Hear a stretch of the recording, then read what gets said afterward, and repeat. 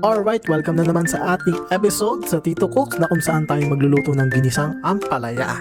Bumili nga pala ako ng isang pirasong ampalaya, tapos hiniwa ko na siya, hinati ko siya sa gitna, tapos tinanggal ko ang kanyang mga buto dahil nandun yung pait niya. Pagkatapos nito, hiniwa-hiwa ko na siya sa maliliit na bahagi, tapos set aside. Pagkatapos hiwain ng ampalaya, ibabad natin siya sa tubig na may asin, mga 10 to 15 minutes. Nakakatulong ito para mabawasan ng pait niya. At habang nakababad ang ating ampalaya sa tubig na may asin, tayo naman ay maghiwa ng isang buong bawang. Yan, pinuhin natin siya sa maliliit na bahagi. Hiwa-hiwain lang natin siya hanggang sa mapino. Sunod natin ng sibuyas. Hiwain natin siya sa maliliit na bahagi.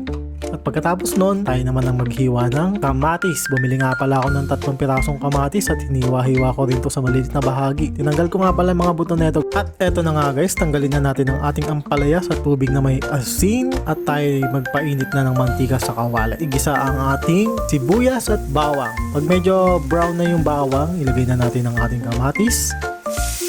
Katapos lumambot ang ating mga pampalasa na sibuyas, bawang at kamatis, isunod na natin ilagay ang ating ampalaya.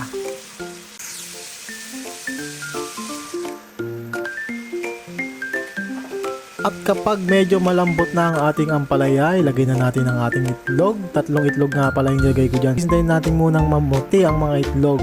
Saka natin halu-haluin. At habang hinahalo, lagay na natin ng garlic powder, paminta, asin, seasoning, at halu-haluin ulit. At habang hinihintay natin maluto ang ating ginisang ampalaya, trivia muna tayo.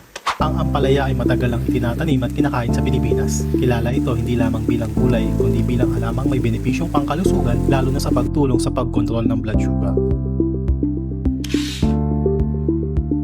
At bago nga pala matapos ang video na to, ako nga pala si Tito Cooks na nagsasabing kapag gusto mo na ang lasa ng ampalaya, ibig sabihin matanda ka na talaga.